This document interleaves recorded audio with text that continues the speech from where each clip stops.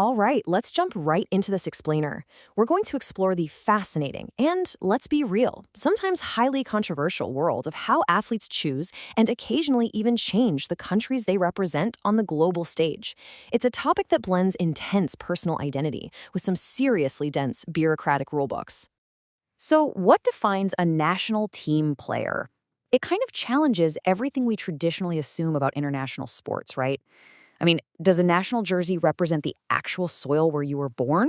Does it represent the heritage of your parents and grandparents? Or is it simply a matter of navigating the complex, ever-shifting rules of international sports governing bodies? Let's start with Section 1, the case of Declan Rice.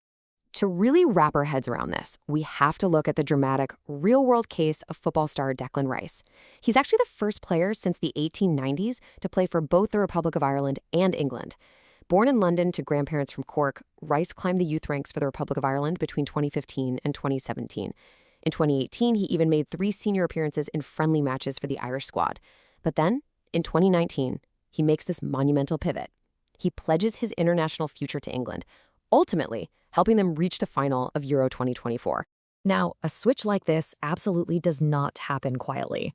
The massive emotional weight fans place on national allegiance is a stark reality. Rice actually faced severe online backlash, including death threats, right after his switch. And around that same time, he also had to issue a public apology for pro-IRA comments he had made on social media back in 2015. It just goes to show how deeply personal and historically charged these sporting decisions can become in the eyes of the public. So here's the crucial takeaway. For the modern, globalized athlete, the choice is often incredibly pragmatic. As Rice himself stated, his decision was ultimately driven by his ambition to play at the very highest level of the game. You know, for a lot of elite athletes, international allegiance is weighed pretty heavily right alongside their career trajectory. Moving on to Section 2, rugby's Grannygate scandal. You see, different sports have historically struggled with these exact same questions of lineage. Rugby union, for example, had a massive reckoning with this back in the year 2000. To understand the scandal, you first need to know about project players. Basically, national rugby unions would actively headhunt overseas athletes to bolster their ranks. The idea was that these players would eventually qualify to play for their adopted country, either by serving a residency period, usually about 3 years, or by proving they had a parent or grandparent born there.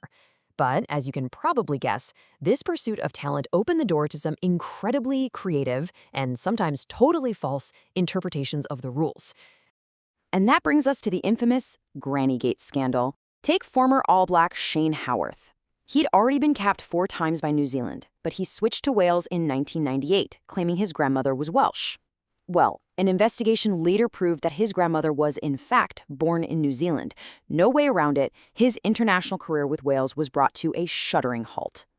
And he definitely wasn't the only one. Fellow New Zealander Brett Sinkinson was playing for Wales under the genuine belief that his grandfather was Welsh. The reality? His grandfather was actually English.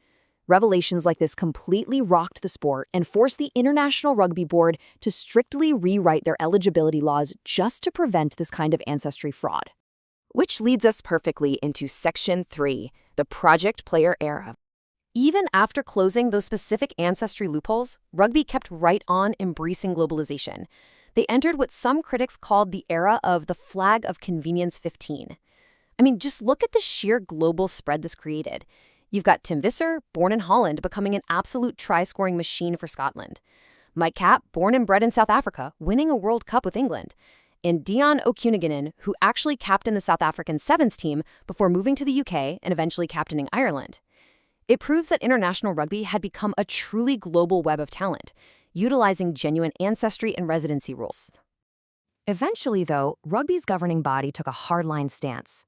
To stop the endless switching, they put a rule in place that once you were capped at the senior level for one country, you were locked in for life. But over in the football world, FIFA decided to take a much more nuanced, legalistic approach to the exact same problem. That brings us to Section 4, FIFA's new eligibility rules. Fast forward to late 2020. FIFA introduces this massive wholesale modernization of their eligibility rules to avoid excessive hardship for players whose lives literally span multiple borders. The absolute cornerstone of this is Article 9. This is the modern legal solution that accommodates situations exactly like Declan Rice's. It recognizes the complexities of individual identity in our globalized society, permitting a player to change their national allegiance exactly one time, provided they meet some very, very strict conditions. Okay, let's break down exactly how this works, because it's a really fascinating balancing act.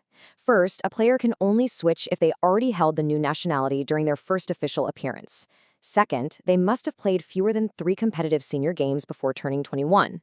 Third, they can never have played in a major tournament finals, like a World Cup or the Euros. And lastly, they have to wait a full 3 years since their last senior appearance. It's a precise bureaucratic formula designed to allow a little youthful experimentation while ultimately demanding long-term loyalty. The FIFA also tried to build some humanity into these strict rules. They created a really important exception for players who lose their nationality completely against their will.